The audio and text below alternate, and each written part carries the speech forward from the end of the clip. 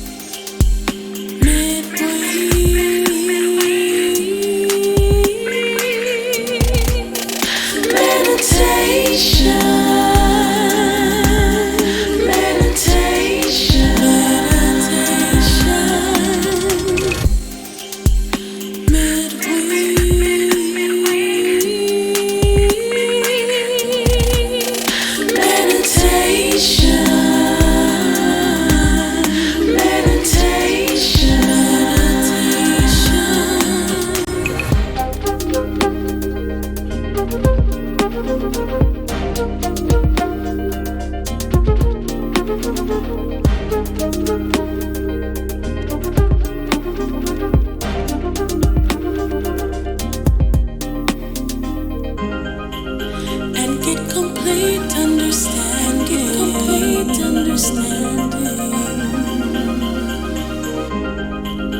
When keeping God's command. Keeping God's command.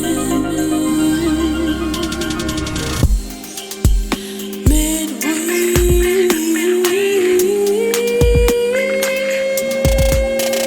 meditation.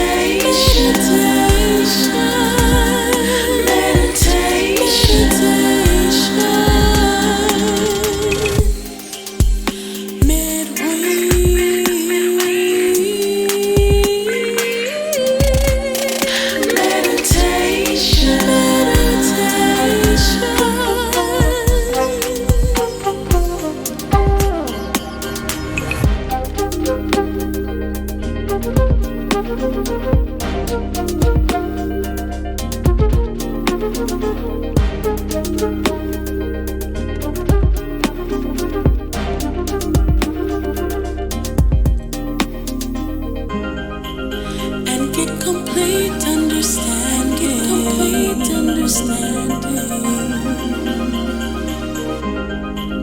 When keeping God's command. Keeping God's command.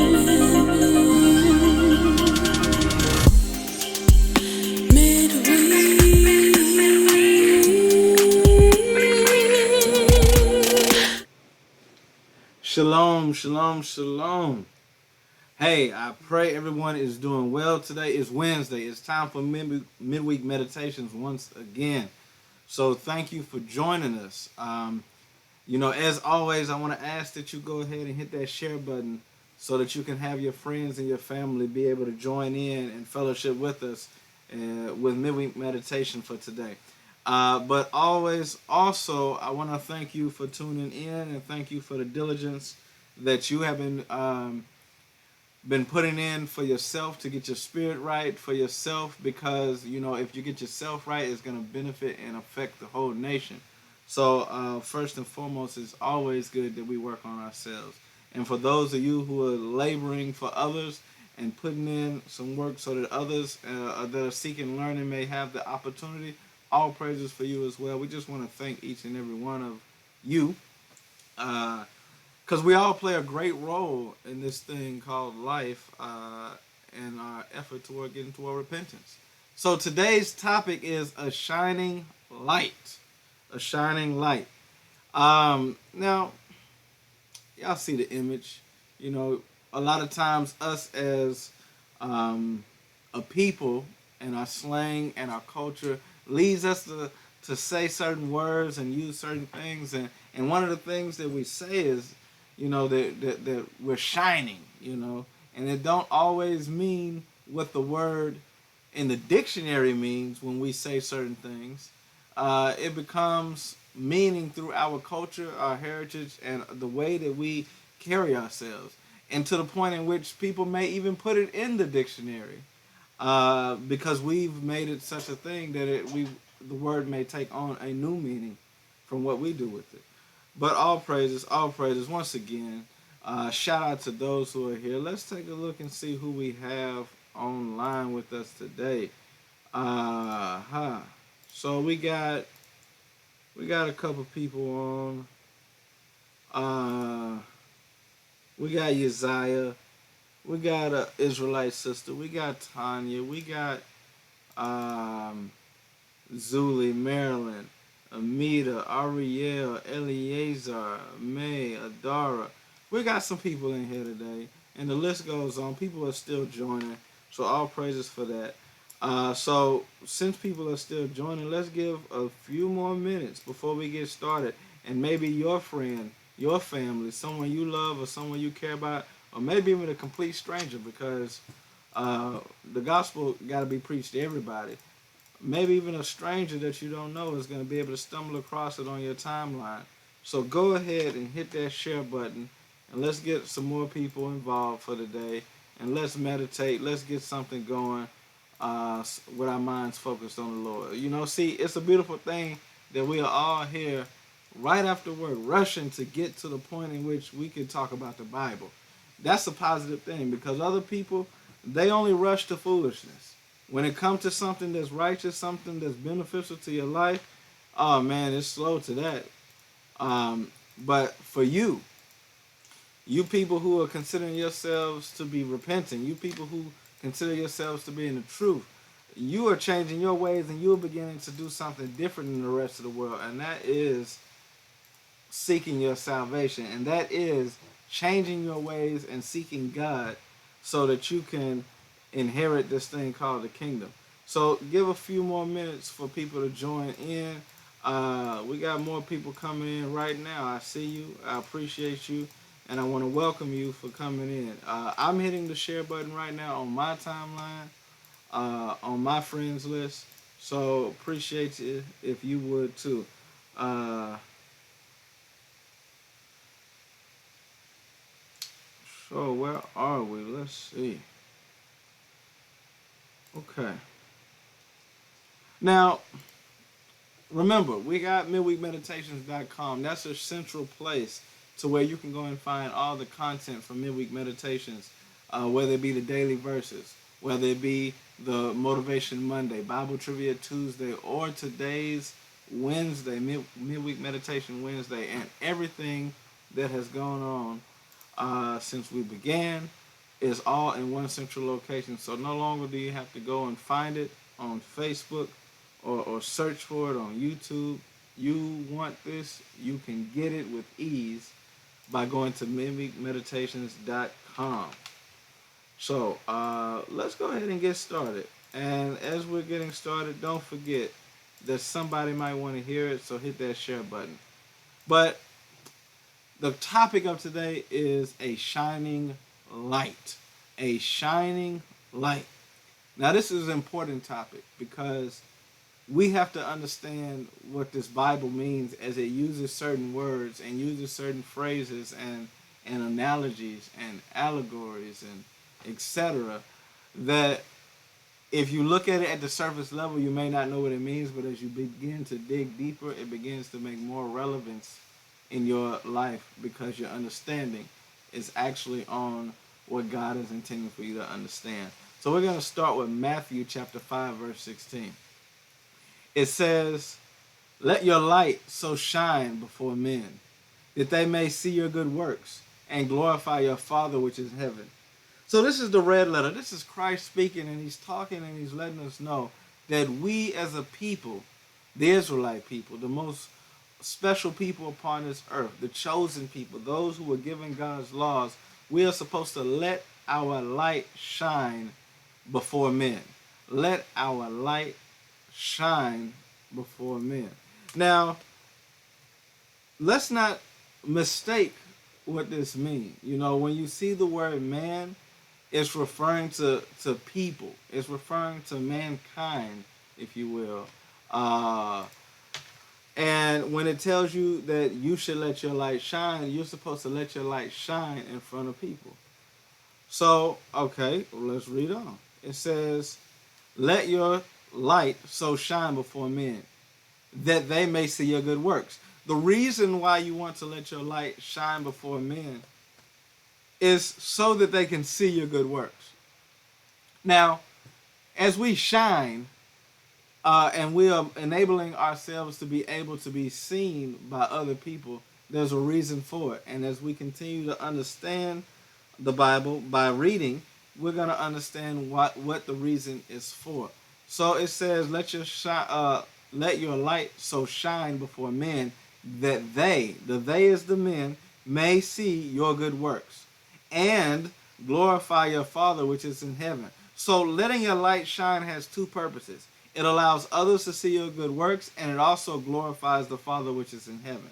Now, we're going to scoot up a little bit and go to verse 14. It says, "Ye are the light of the world." So God is allowing us to understand that we are the light of the world. Jesus is saying this in his words, that ye Israelites, are the light of the world. Now, what else does it say? It says, "A city is set on an hill cannot be hid." So it's letting you know that the people that it's referring to is from a city that sits on a hill, and as they sit on that hill, there's no hiding of that light. So when you think about light in the context that you may understand it as you live your life today, you will understand that when a light is up in a position to be seen, that it can't be hid very easily, and it can easily be noticed by anyone looking in the right direction and even not in the right direction. So it says, verse 15, neither do men, people, light a candle and put it under a bushel. So why would somebody light a candle and then cover it up so it can't be seen? Now you're removing its purpose. The purpose of lighting the candle is so that it can give off light so that you can see. But if you were to put a cover over it, a bushel over it, then you would be defeating its purpose. It says, neither do men light a candle and put it under a bushel, but on a candlestick, and it giveth light unto all that are in the house. So what you actually do with a candle is you put it on a candlestick and you give it the greatest ability to shine. You put it on something that is not going to be obstructive to the viewpoint of those who are looking and trying to see with that light. So you take the candle and you put it on that candlestick, so that it can give light to all that are in the house. If you were to put it in a corner next to a table or a chair, and a chair would cover and cast a shadow upon it, it would lose its effect. But if you would put it up high to where nothing is obstructing it, it can then give off light to the whole house. Now, we are trying to understand what this means. It says that ye are the light of the world. And you, being that light, should be in a position to be seen of other men so that they can see your good works. You should be in a position where you're not hiding the goodness and the graciousness and the godliness that God has bestowed upon you. Now, we're going to have to get the understanding of light, because you might still be focused on the lights that I have right now illuminating my face so that you can see me properly. You may be thinking of when you were at Tabernacles and you lit a fire so that you could see at night when it was pitch black in the wilderness. Or you're thinking of the flashlight that you had so that you could go to the bathroom. But when you really define the words of the Bible, you can go to other places in the Bible to get the context and understanding. So, Proverbs 6:23. Proverbs 6:23 says, for the commandment is a lamp, and the law is a light, and the reproofs of instructions are the way of life. So, by understanding this proverb, we begin to understand that when we talk about light, it's referring to the commandments. See, the commandments are the thing that makes us able to light up and shine.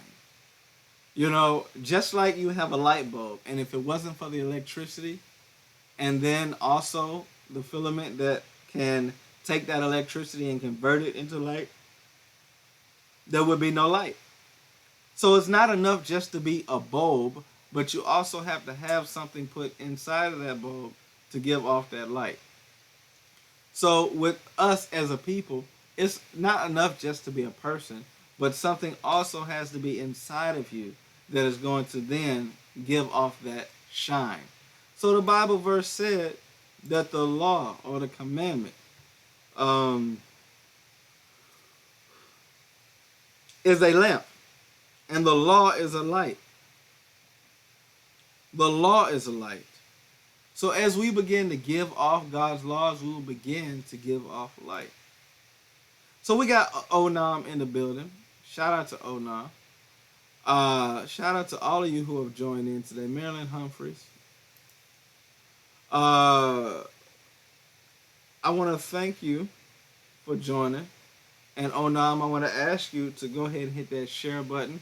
Get that thing on your timeline and send it to at least 10 of your friends so that we can spread this gospel.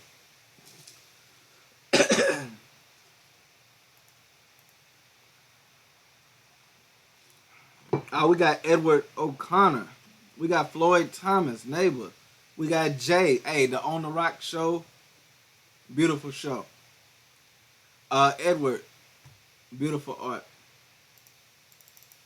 So, as we continue, I hope that you're beginning to get some understanding because there was this great song um, that all of you probably know. More than likely, you understand. You know this song. It's called "This Little Light of Mine." For you Christians in the building, for you old Baptists, Pentecostal, and all these different Christian denominations, there were songs that we would sing that were part of those hymn books. And now, even though we have grown past the religion of Christianity and we understand deeper now that to be a Christian means to walk with Christ, it doesn't mean to subscribe to a religion. Some of the things that we learned actually had some value. And many of the songs that we sang had spiritual power and meaning behind them. And so as you sing that song, "This Little Light of Mine, I'm going to let it shine," that was something that God really wanted you to do. And contrary to half the things that you quoted in Christianity that weren't in the Bible, this actually was. We got Keturah in the building. And as you sing some of these songs and you begin to get the spiritual meaning behind them, and you don't just sing them for entertainment, but now you're getting the point in which why someone would want to say these things as it would begin to uplift their spirit, the song really begins to resonate with Matthew chapter 5. So it says, "Ye are the light of the world, you Israelites." For those of you who have gone and are still going through the curses of Deuteronomy 28, that you have been scattered as a people and you don't know your true nationality and heritage the way that you should, and you're just coming back into it after being a part of the worst slavery known to man, after being a part or still in the midst of being oppressed by all the other nations who have came together with crafty counsel. You are supposed to let your light shine. Why? Because you're supposed to be an example. That's why it tells you that you should do it. You should shine, meaning show off the commandments so that you can not only glorify the Father, but also others may see your good works. So it says in verse 13, I want to read that now. Matthew chapter 5, verse 13. "Ye are the salt of the earth, but if the salt lost its savor, wherewith shall it be salted? It is thenceforth good for nothing, but to be cast out and to be trodden under foot. Ye are the light of the world. A city that is set on a hill cannot be hid. Neither do men light a candle and put it under a bushel, but on a candlestick. And it giveth light unto all that are in the house." So now it's giving you this reference of salt, and it's letting you know that if salt lost its flavor, it would be no good. And in like manner, if you, being a light, stop shining, you will be no good. Because what? Verse 17 is going to give you more clarity as we go down to 20. It says, "Think not that I am come to destroy the law or the prophets. I am not come to destroy, but to fulfill. For verily I say unto you, till heaven and earth pass, one jot or one tittle shall in no wise pass from the law, till all be fulfilled." Now keep in mind that we just got through talking about shining. We just got through talking about being that light and that example. It says, "Whosoever shall break one of these least commandments and shall teach men so, he shall be called least in the kingdom of heaven. But whosoever shall do and teach them, the same shall be called great. For I say unto you, except your righteousness shall exceed the righteousness of the scribes and the Pharisees, ye shall in no case enter into the kingdom of heaven." Now as we read this is all one solid text and conversation. And Christ is telling people to shine. Christ is telling people to let their light shine before men so that those men may see your good works and so that the Most High God can be glorified. And what is the glory that he is able to receive in a moment like this? The law that he had given, we are showing that people actually do keep it. We are showing it, and now, because we're supposed to exceed the righteousness of the scribes of the Pharisees, which not only knew the law, but then taught the law, now we have to know, teach, and do the law. And so others are going to see it in the midst of that teaching. And one of the best teachers that we have is being an example. Because it's one thing for me to just get on this video and speak, but it's another thing for me to live the life that I'm speaking so that it makes it more real unto you. So that it makes it something that actually is of value and you would care to go further with it without feeling like someone may be a hypocrite. Because that is the problem with many of our pastors and our bishops and our deacons and our whatever your role and your title may be.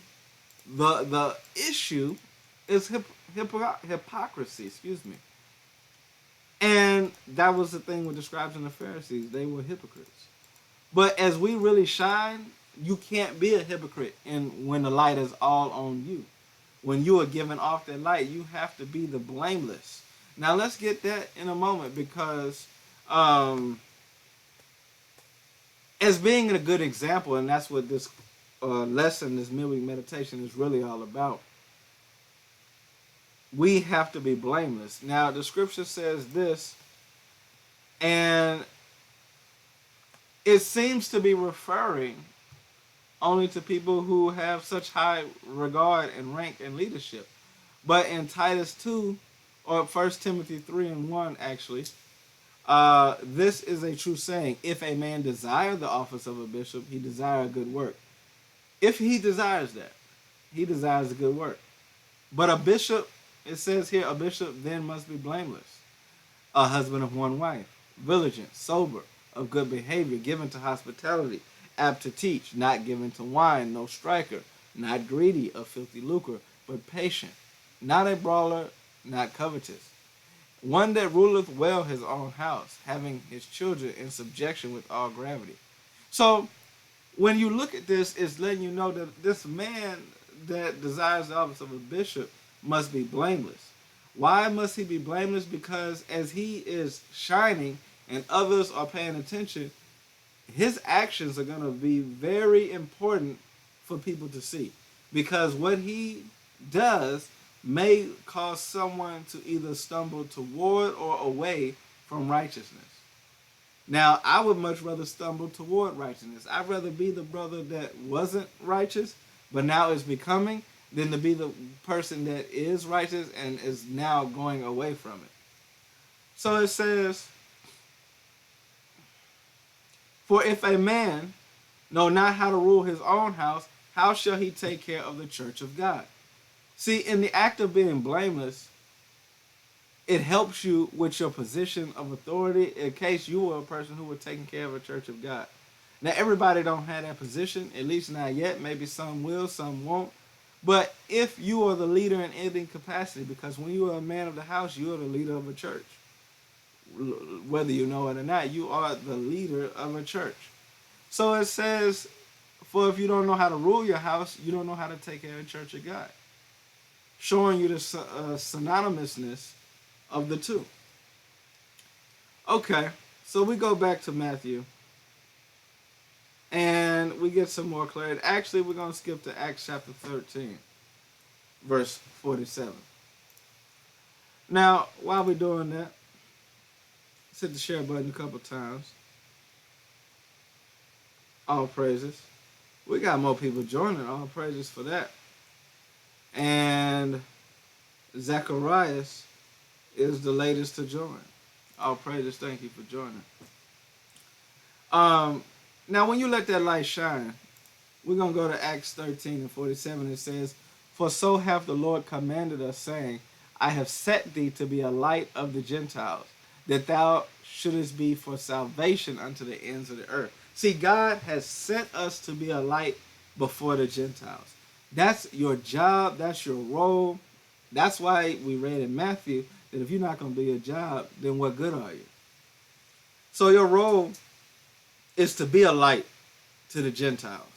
And the Gentiles, when we really understand what Gentiles means, as you really begin to dig into your Bible and not just look at surface value, but go deep and get what the scholars understand. Get what the prophets meant. The Gentiles are referring to those who are no longer keeping the Israelite customs, even though they were Israelites. Now, there are some Gentiles that are natural Gentiles, which we'll go into Jews and Gentiles another time one day. But then you also have those who are unnatural Gentiles, meaning they are not really Gentiles, they just act like Gentiles. And the Most High God wants us to be able to show those who are acting like Gentiles, those who are not acting according to God's words, how to act. Because even though they have a Bible, they're not reading it, so they need somebody to be a living Bible for them. It says, "For so hath the Lord commanded us, saying, I have set thee to be a light of the Gentiles, that thou shouldest be for salvation unto the ends of the earth. And when the Gentiles heard this, they were glad and glorified the word of the Lord, as many were ordained to eternal life believe." See, that's how you get some better understanding of who it's referring to. Now, it won't be enough, because some of us have not read the Apocrypha. Some of us have not read the Old Testament. Some of us have only read the verses that were given to us by a pastor in a sermon, but you do not read for yourself. But that's what Midweek Meditations is all about, is giving you the opportunity to read for yourself. Yes, we're going to give you something, but hopefully it provokes you to more good works. So, where are we? We are now at Luke 8 and 16.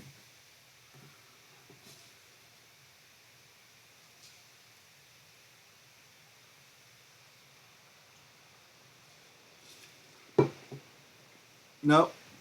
We're going to go to Isaiah 49 and 6. Isaiah chapter 49 and verse 6. And he said, "It is a light thing that thou shouldest be my servant to raise up the 12 tribes of Jacob." Now, I know you saw the word light, you got excited, but nope, that's not the word we're looking for. That is used in a different context. It says, "and to restore the preserved of Israel." See, that's what our goal is to raise up the tribes of Jacob and to restore the preserved of Israel. That's what we should be working to attain and achieve. "I will also give thee for a light to the Gentiles, that thou mayest be my salvation unto the ends of the earth." So the Most High God, as we already said this in previous precept, gave us to be a light. He wanted us to be a light. He wanted your purpose to be to shine in front of the Gentiles, that thou mayest be my salvation unto the ends of the earth. Therefore you could bring forth salvation to those who thought that they couldn't achieve it. That's a beautiful thing, because a lot of people don't think that they deserve or are worthy, but God still is giving another chance. So we have to be mindful of that, because if the Most High set us up to be that example to others, and you choose not to be a good example and you choose to actually be a bad example, then that becomes a point of contention between you and the Most High. That becomes something worth the judgment. That becomes something worth the Lord having to decide how he's going to deal with this. And I don't want to have to make God make a decision. I want it to be an easy decision. So Philippians chapter 2 verse 15. "That ye may be blameless and harmless." Remember, we talked about being blameless earlier. "That ye may be blameless and harmless, the sons of God, without rebuke in the midst of a crooked and perverse nation, among whom ye shine as lights in the world." See, as we shine, we're shining in a room full of darkness. We're shining among those who are crooked, who are perverse. And we're actually showing them that you don't have to be that way. You know, we can show a thief that you don't have to steal. We can show a whoremonger that you don't have to whoremonger. Or a whore that you don't have to whore. A glutton not to glutton. Whatever the sin may be, you are supposed to be blameless and harmless, meaning not causing harm to others through your actions. Because you can easily cause someone harm by them seeing what you do and them following. Monkey see, monkey do is a phrase that you might hear in a case like this. But it's unfortunate that we have that type of people at times that cannot see the harm that they are causing. It says that ye may become blameless and harmless, the sons of God, without rebuke in the midst of a crooked and perverse nation, among ye shine as lights in the world. So it says, holding forth the word of life, that I may rejoice in that day of Christ, that I have not have not run in vain, neither labored in vain. So let's go to 1 Timothy 4 and 12.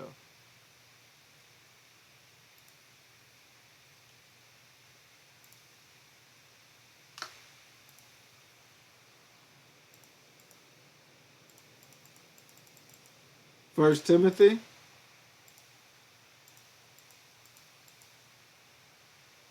4 and 12.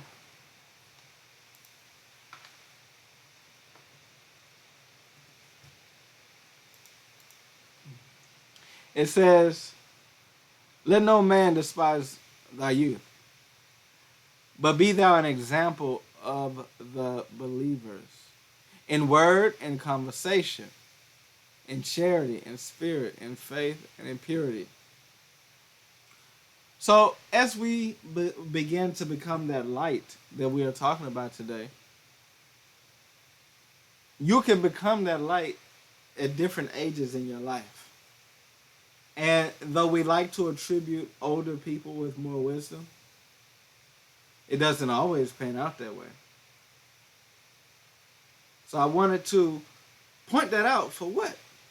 Because me being a young man, even though I have elders or elder people around me, whether it be people 10, 20 years, 30 years older than me, hopefully they're not despising my youth, because we can all be examples to each other. So hopefully a brother doesn't feel like, well, I'm 50 and you 30, so I got 20 years on you. Ain't nothing you can tell me. Now, it says, be thou an example in believers, in word, in conversation, in charity, in spirit, in faith, and in purity. 13, till I come. That's how long we got to deal with this physical aspect. It says, till I come, give me attendance to reading, of exhortation, to doctrine. Okay.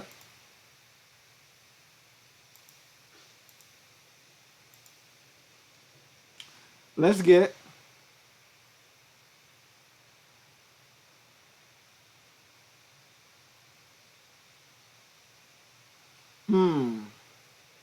John 13, John chapter 13 and verse 15.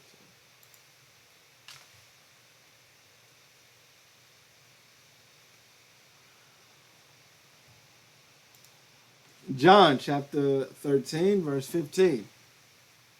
For I have given you an example that ye should do as I have done to you. See, Christ let his light shine, and he let you know that I gave you the example, and now you know what to do.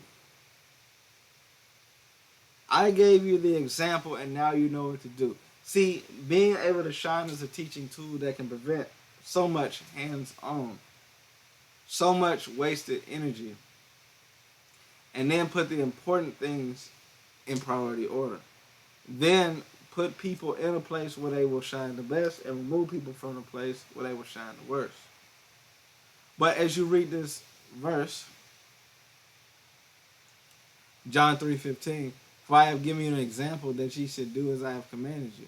16, verily I say unto you, the servant is not greater than his Lord, neither is he that is sent him. Now you know things. Now you know these things. Happy are ye if ye do them. So you have to be happy as a part of your example. Not faking it till you make it, but really genuinely happy, and because of the shine that you're giving off. It says, verily I say unto you, the servant is not greater than the Lord, neither is he greater than them than he that sent him. If ye know these things, happy are ye if ye do them. Speak not of you. I speak not of you all, neither whom I have chosen, but the scripture, but that the scripture may be fulfilled. He that cutteth bread,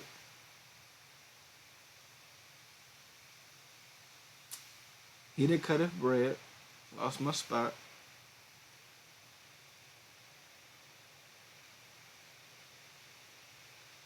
Okay, now I tell you before it come.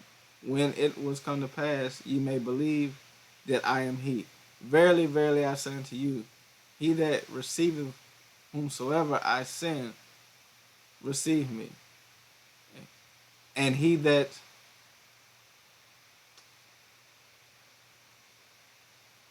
receiveth me, receiveth him that sent him.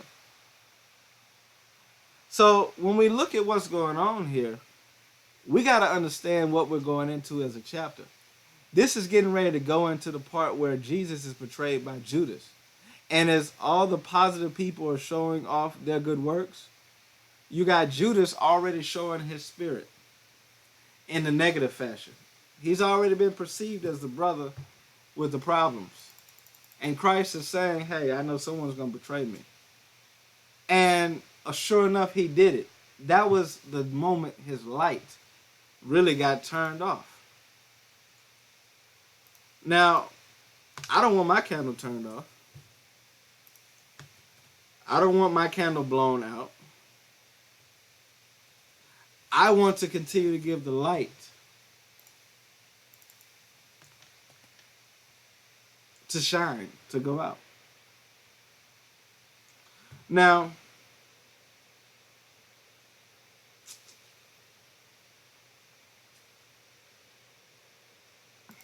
we're going to go now to Philippians.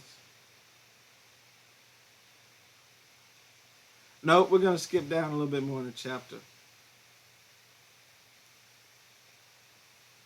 Let's keep reading a little bit.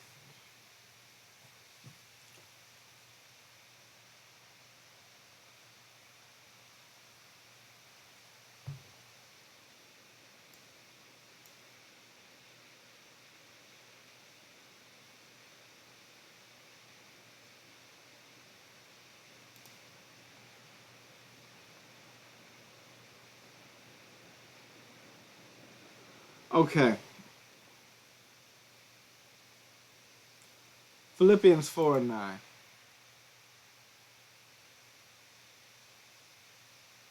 It says, those things which ye have both learned and received and heard and seen in me, do, and the God of peace shall be with you. See, when you look at Christ and the apostles and the disciples, you should be able to see the good things that they do within them. Not only will you learn about it and hear about it, but you're going to see it. That thing that you're seeing right there is the light. Because if we're keeping God's commandments and people are able to understand that and see that and notice that, and as we begin to keep Passover, Tabernacles, Day of Atonement, etc., these different high holy days, it begins to draw attention to us.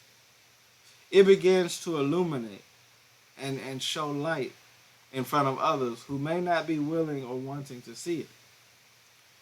But because we understand that the peace that comes with it, we understand that we are the example for others, and that while people are looking at us, we could be the ones that ruin everything that they have going. It could be our cause and our fault. It says,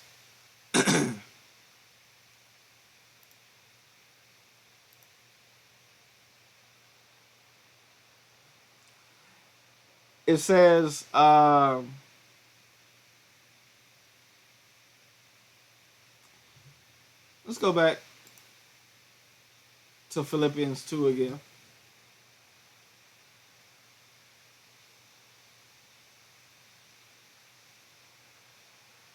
Philippians chapter 2, verse 12, verse 11, verse 9. Wherefore God also hath highly exalted him and given him a name. See that highly exalting? That's that sitting upon a hill to be a light for others. And given him a name which is above every name. That at the name of Jesus every knee should bow. Of things in heaven and things in earth and things under the earth. And that every creeping tongue shall confess that Jesus Christ is Lord, to be the glory of God the Father. Wherefore, my beloved, as ye have always obeyed, and as not in my presence only, but now much more in my absence, work out your own salvation with fear and trembling. Now, I like that it's talking about obedience here. It's letting you know that you have to obey, but not just when you can be seen by the one that's teaching you what to obey. See, if the light does go off, if the light is hid, we still gotta not have excuses. We still gotta make up for it and get it done. Verse 13. For it is a God which worketh in you, both to will and to do of his good pleasure.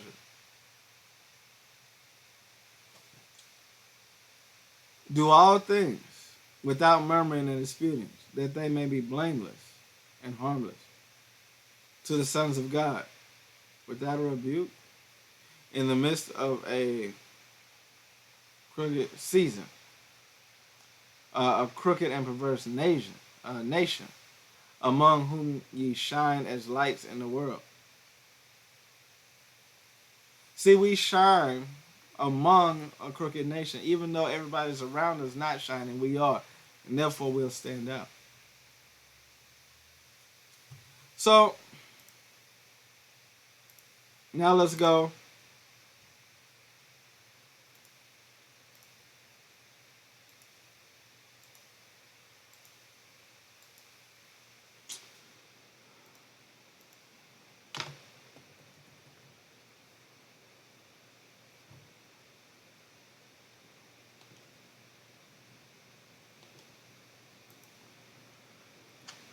Go to Titus 2, chapter 1,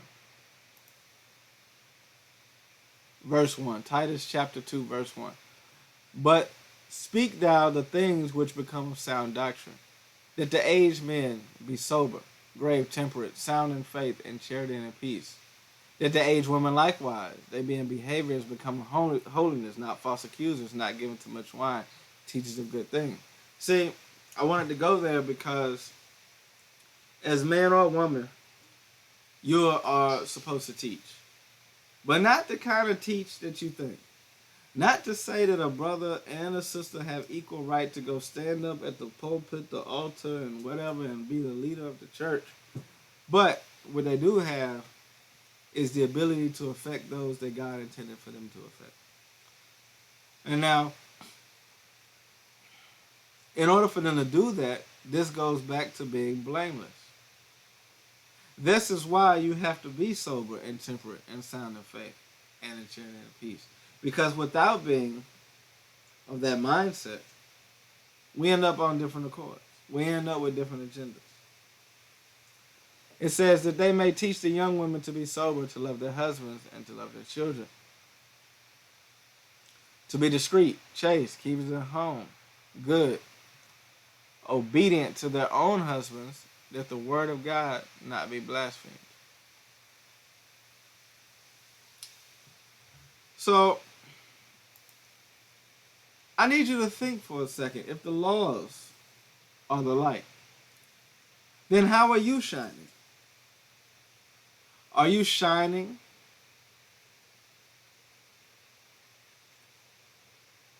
just because you got fancy jewelry and shoes on, clothes? Or are you shining because you exude and personify what the Bible is all about? That's a question that all of us should ask ourselves. Now, when we shine our light before men and we understand it's to show our good works, we got to keep reminding ourselves what these works are, what these works mean. What is the goal?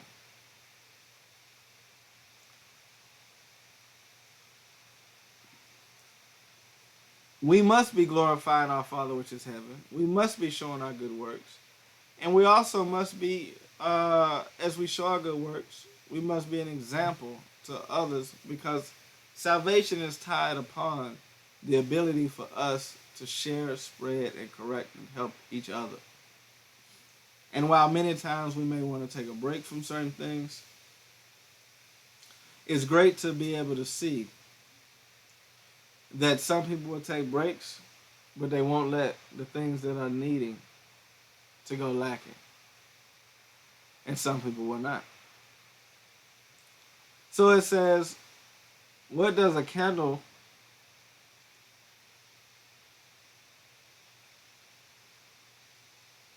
what does one why does one light a candle and place it on a candlestick?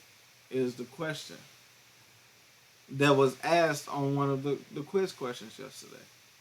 And as you look at the different answer choices to see the objects in the room, so they may enter to see the light, to show there are no spirits in the room. Those all could be answers, but what does the Bible say? See, as you begin to really focus on this midweek meditation idea, and you get ahead and you start doing the trivia, it leads you to having a better week because you have meditated on the same scriptures multiple times. See, the thing about meditation, you got to keep meditating on it. It ain't going to be over quickly. It's going to keep reoccurring in your life. It's not a one-time thing. And as we understand that, then we begin to understand why we must show up and show out and be that light. Be that candle on the candlestick. See, as we go into the scriptures, it talks about the Gentiles and who they would end up becoming and what they would end up doing. But it doesn't say that in the Bible. It doesn't say that in your Christian's mindset. But that doesn't mean it ain't real.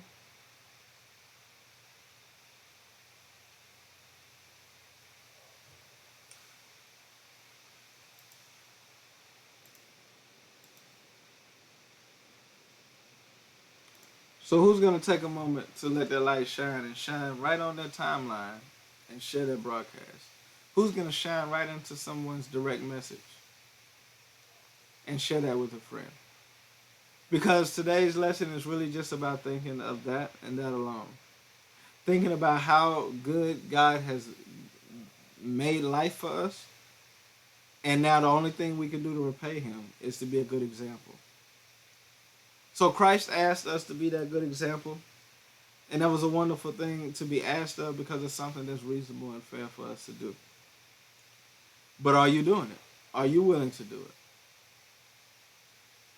We got to get ourselves together. Now, today is going to be a little shorter than usual today. But we will make it up for you next week. So while you have had the opportunity to share the broadcast for today, go back and start a watch party with previous videos. Go back and start a watch party with your favorite videos that we've done in the past. I'd like to see what you have liked the best, and maybe I can gain something from that to make sure that I keep giving you what you like. But also go to midweekmeditations.com/donations to help support this mission. Some of you have donated money. We appreciate you. Some of you have donated your time. We appreciate you. Some of you are very diligent in making sure that you're here every week. We appreciate you. Some of you are really good with sharing on your timeline. We appreciate you. We appreciate each and every one of you. So I need you to go and do yesterday's Bible Trivia Tuesday. Check out the blog from Monday and look at all the daily verses, which would have led you to get a little understanding on what the Most High God intended for us when it comes to shining. And from there, we'll be back again next week, better than ever. So, check it out. Oh, and shout out to my brother Jay on the rocks. I don't know if y'all saw. Um, Put out an excellent little uh, video clip promoting Midweek Meditations, and I think it's good that we have that opportunity. Hopefully, you have seen that, and you can share that as well. Like, subscribe, share, comment. It's all over YouTube. It's on his Facebook. You know, do that for your brother. That'd be great. So I'm about to, give me a second. I'm going to try to play that real quick.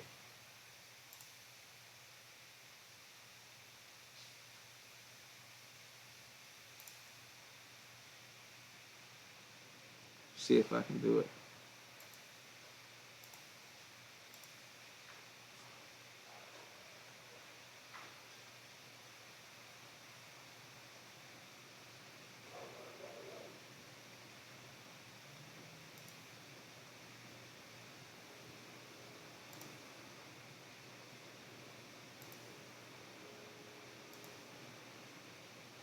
One moment.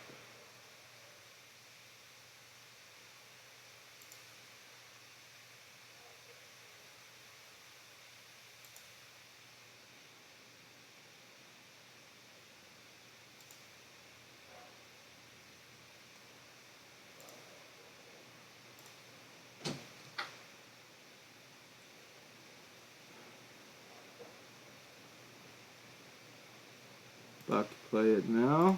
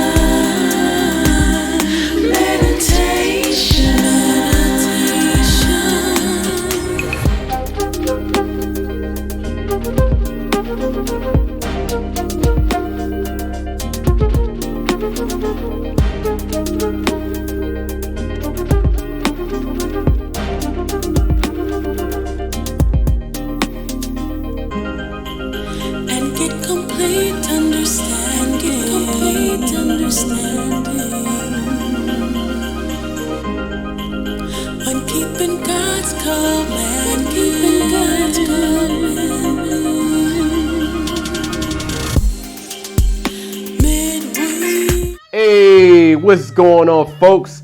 This your boy Jay Israel back in the building, baby. Check this out. There's some new buzz going around the city, soon to be global. Midweek Meditations, baby. The hottest show that's out right now and is rising. You want to get some mental clarity? Going to work, after work, coming home, trying to settle in the shower, out the shower, eating a sandwich, not eating a sandwich, maybe just taking a drink, maybe not taking a drink, maybe with something on the rocks. Hey, it doesn't matter. AE is going to set you right at Midweek Meditations. Get your spirit right, get some clarity, get your stuff together, get fired up, because Midweek Meditations is the next thing booming, baby.